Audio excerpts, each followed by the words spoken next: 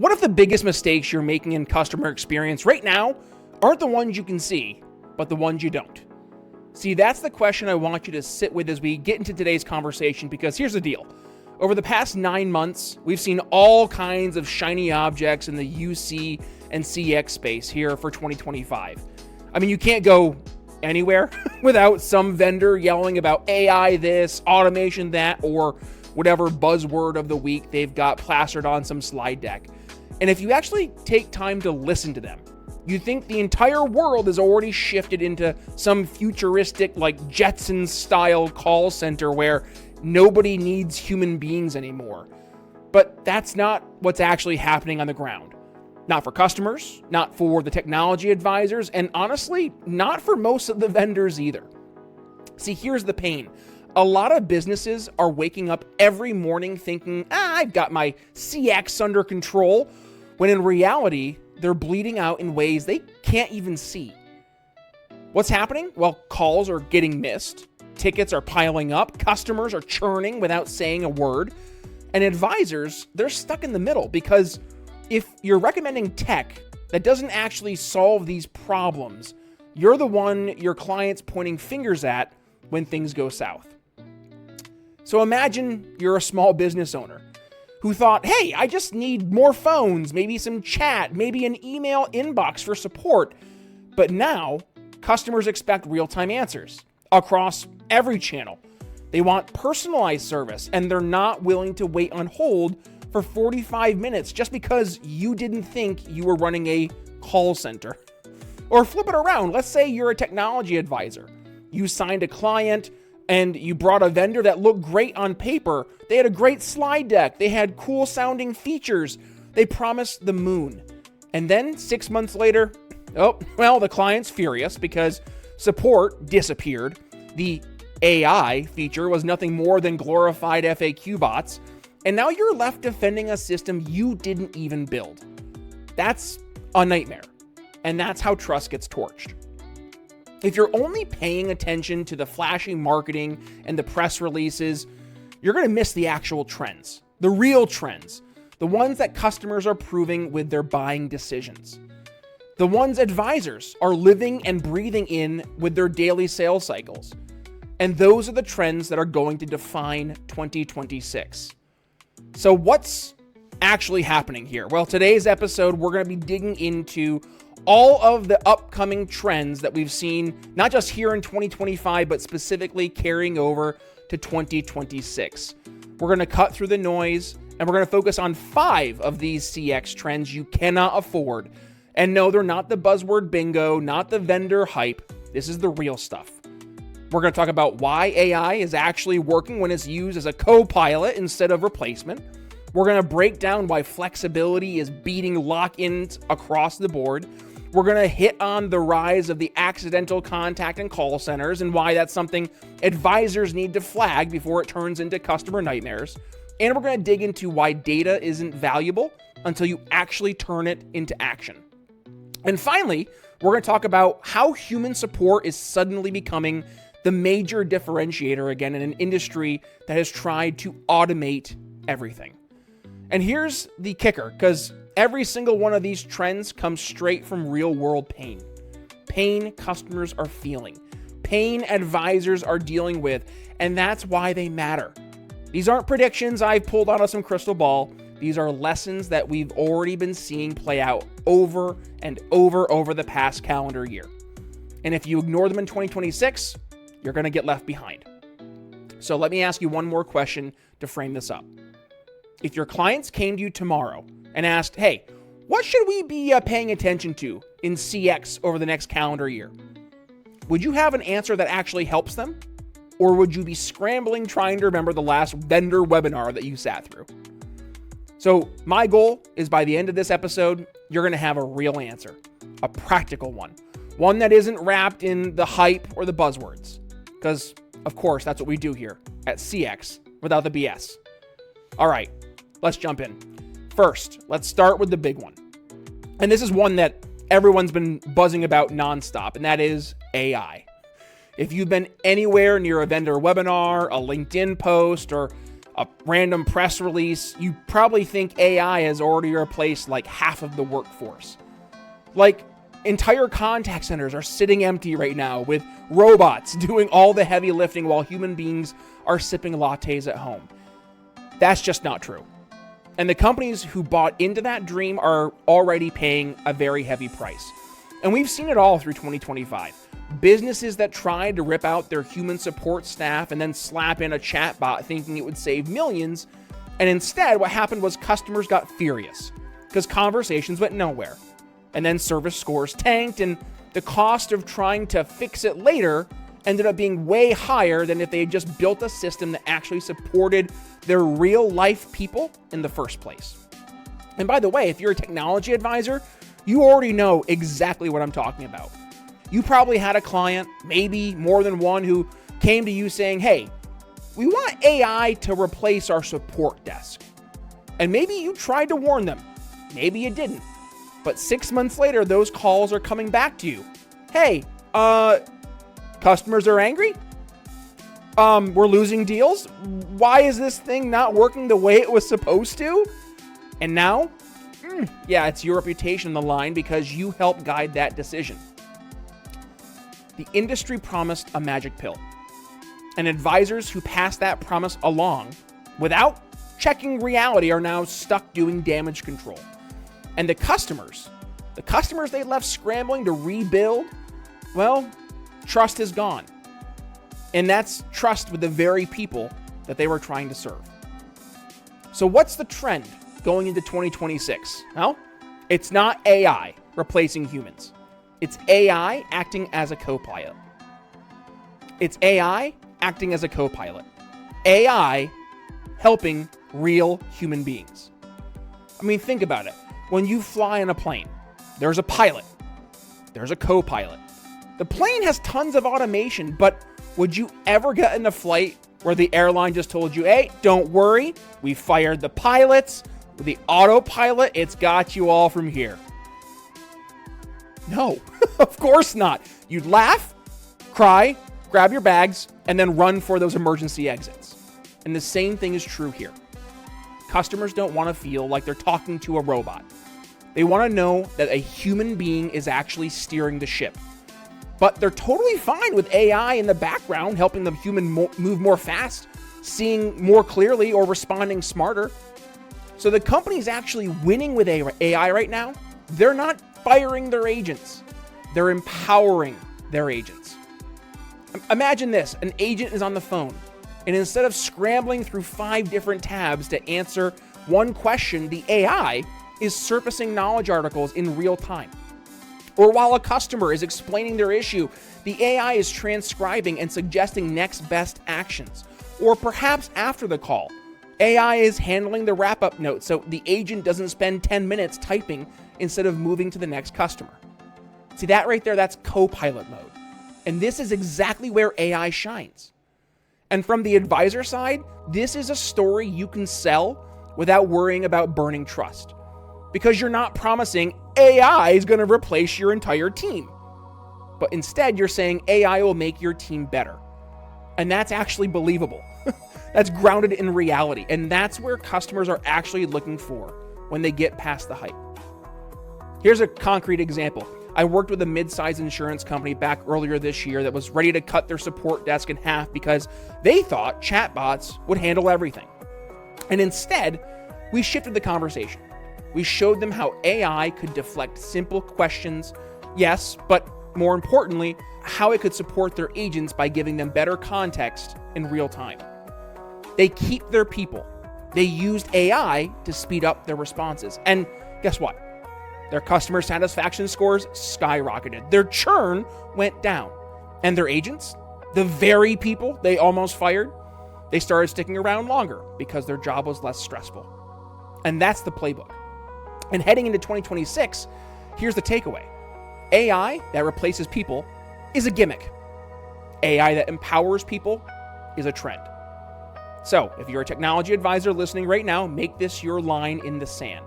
Stop selling the fantasy, start selling the co-pilot.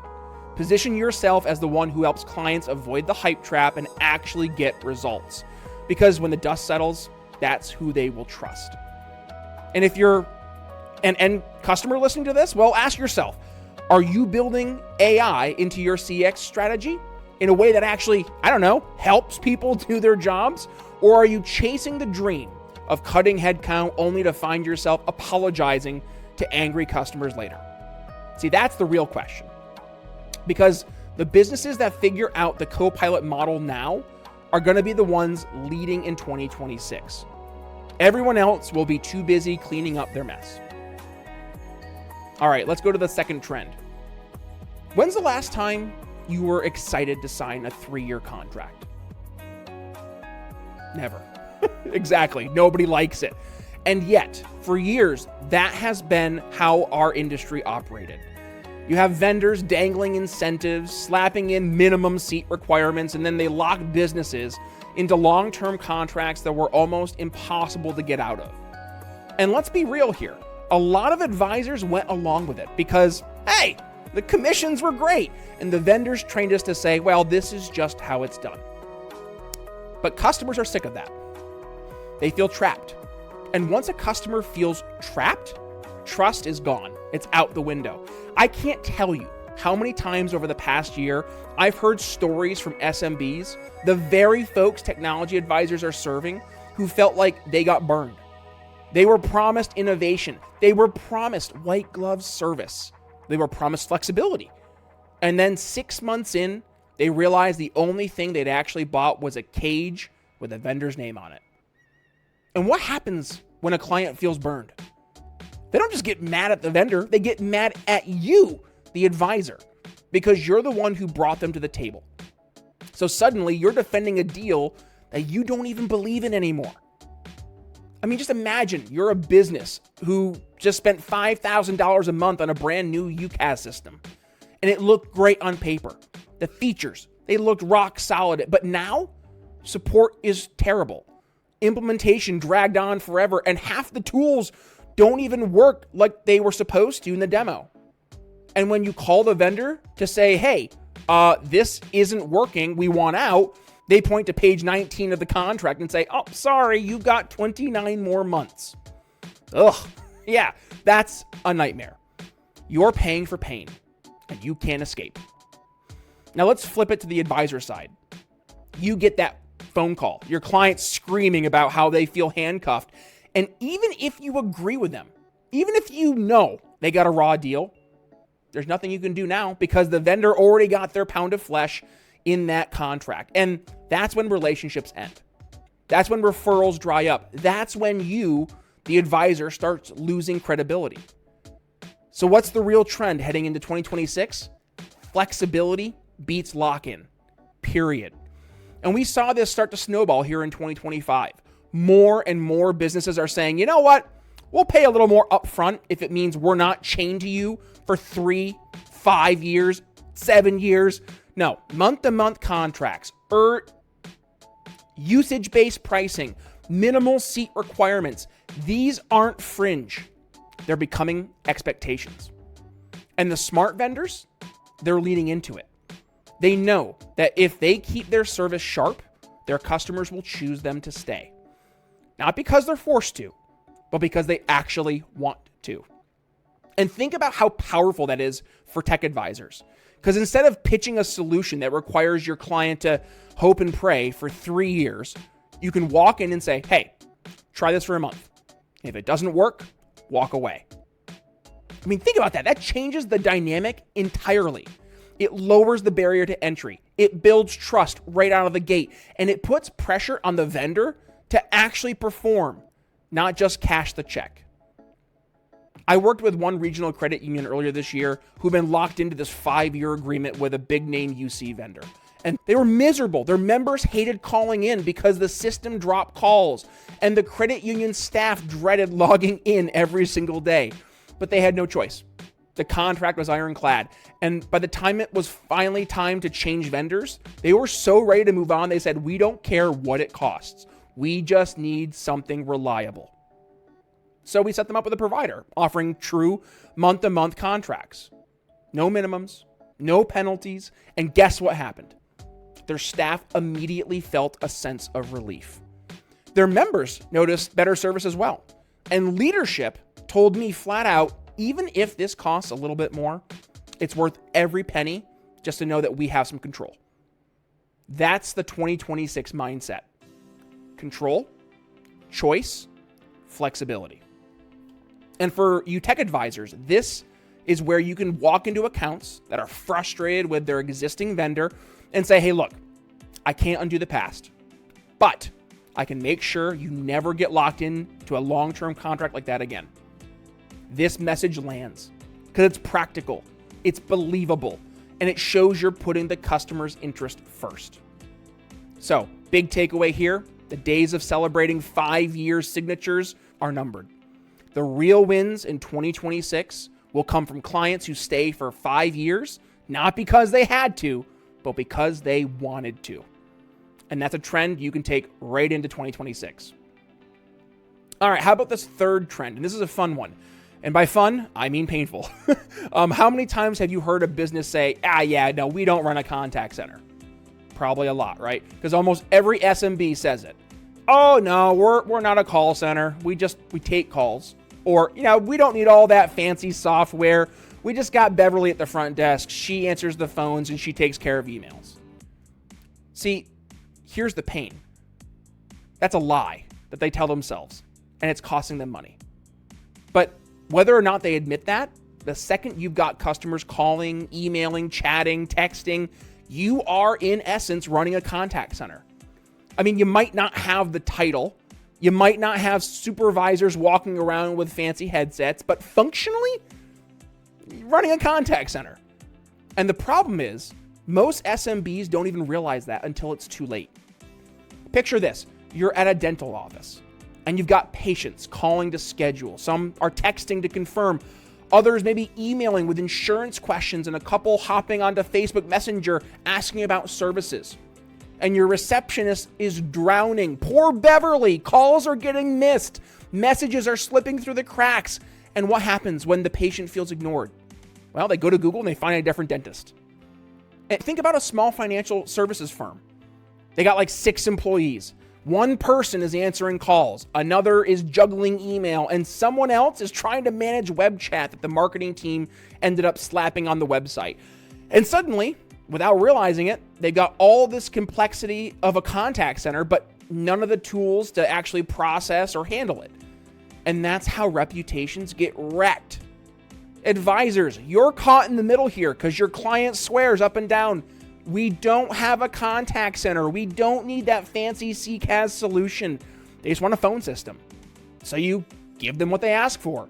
And then 6 months later, they call you furious because customers are complaining, staff's getting burnt out, and leadership is realizing they're bleeding opportunities without even knowing it.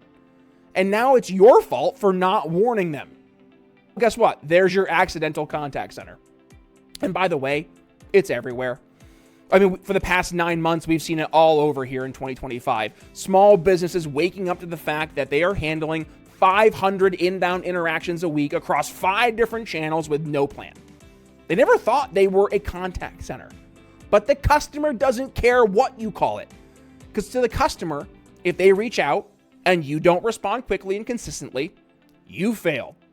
Period. So the trend heading into 2026, advisors and businesses need to own the fact that accidental contact centers exist and to actually prepare for them. The solve isn't to scare every SMB into buying a 500-seat enterprise CCAS platform. That's just vendor BS. The solve here is giving them tools that match their actual needs.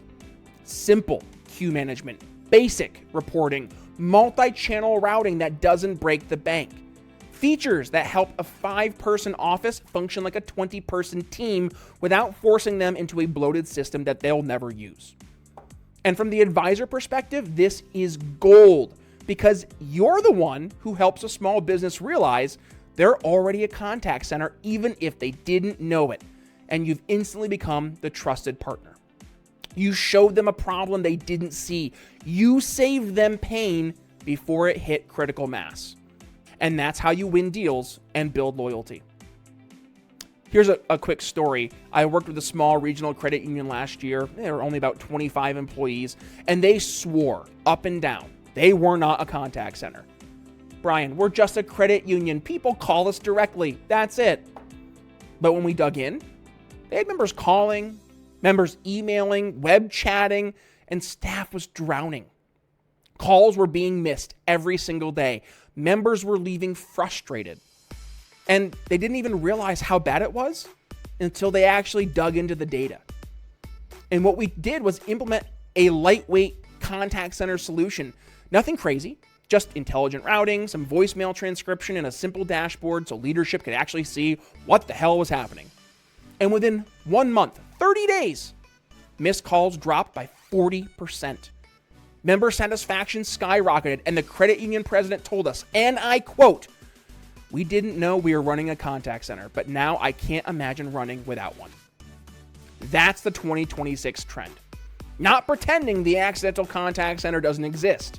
Not ignoring the signs until, it blows up. But proactively recognizing it and putting in the right tools before customers notice the cracks.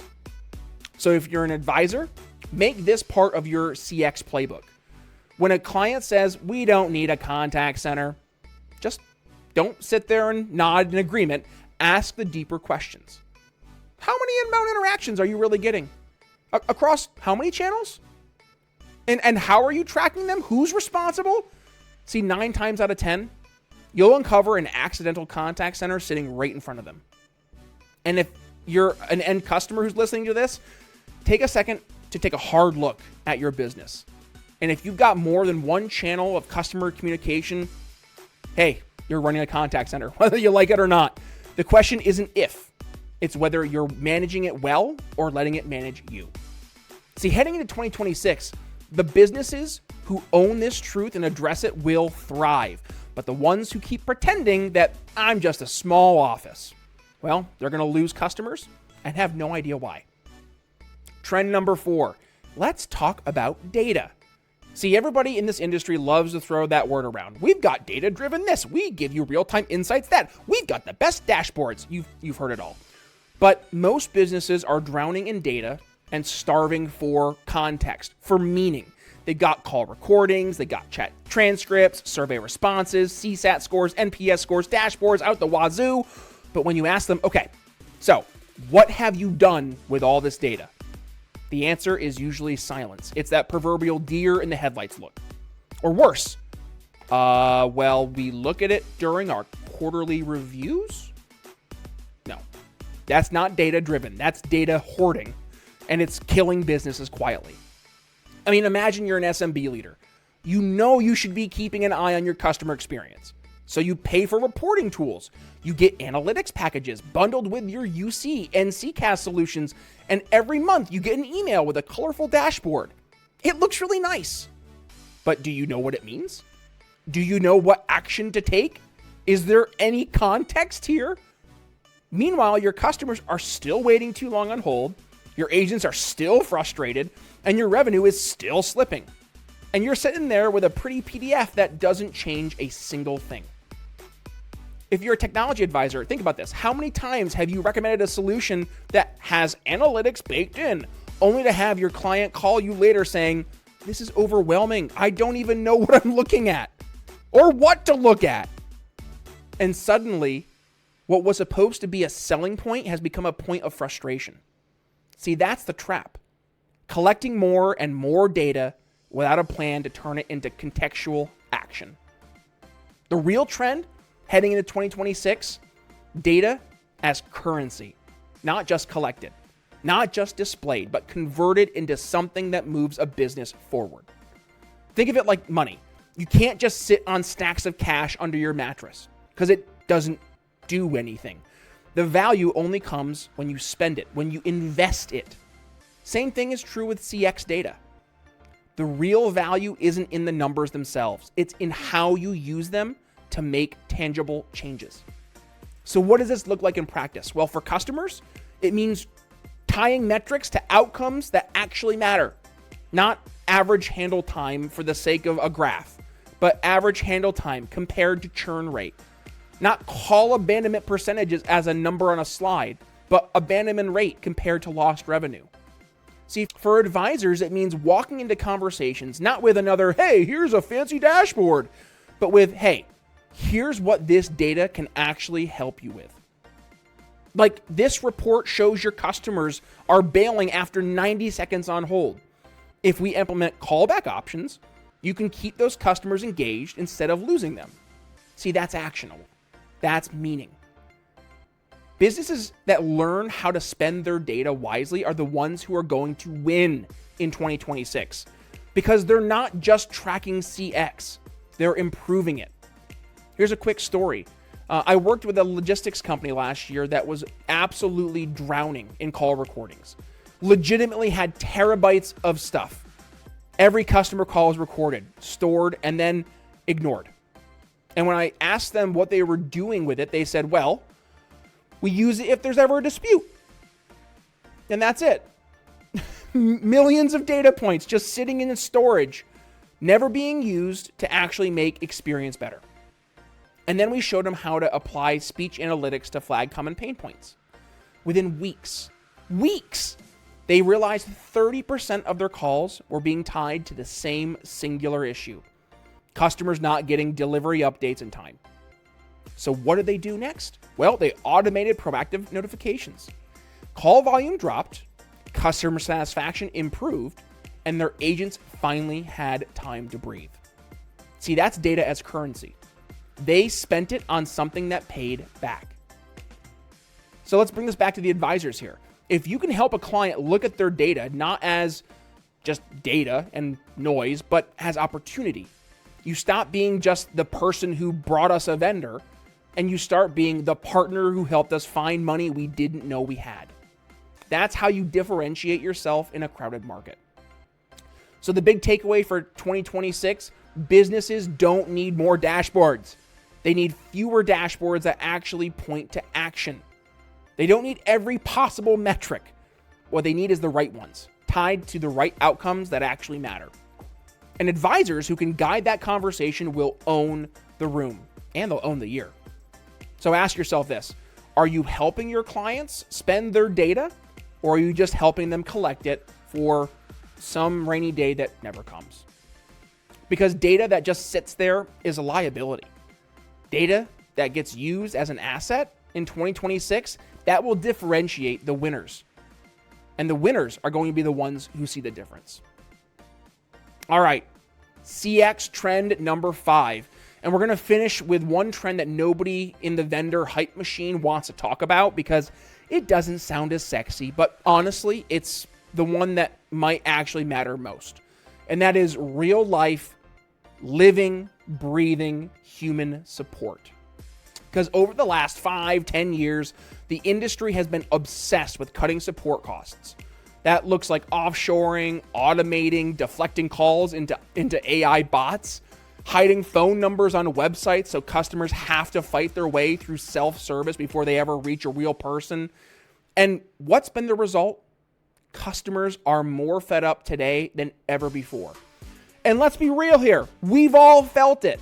You got an issue, you go to a company's website, and the only option is some stupid chatbot that spits out generic gobbledygook answers. And then you finally find a phone number buried on 3 pages deep. And when you call, you're on hold forever, only to get bounced around to 3 different reps who can't help you. That's not support. That is torture. And in 2025, we're starting to see customers flat out revolt against this. Social media is full of horror stories of angry customers posting screenshots or tagging brands saying things like, I will never do business with these guys again. Their support is useless. Advisors, you felt it too. Because when you recommend a vendor and your client has that kind of experience, guess who they're going to call first? Not the vendor, you. I mean, think about that. An advisor's reputation, which should be built on trust and expertise, that gets shredded because a vendor treated human support like an afterthought. So what's the real trend heading into 2026?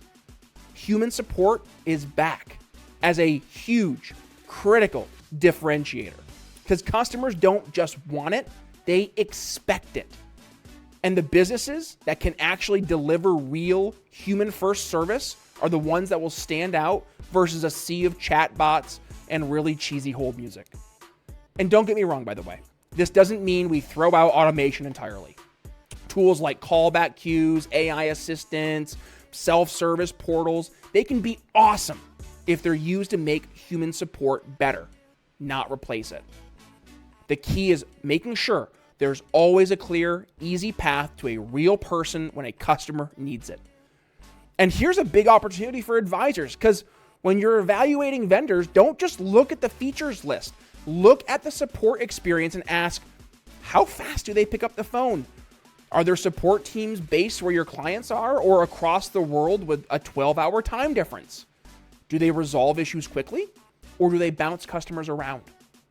Because in 2026, those answers will matter more than fancy AI widgets that are slapped on some sales slide.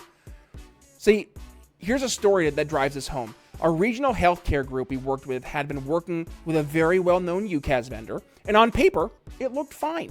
Good features, decent pricing, but there was a big problem.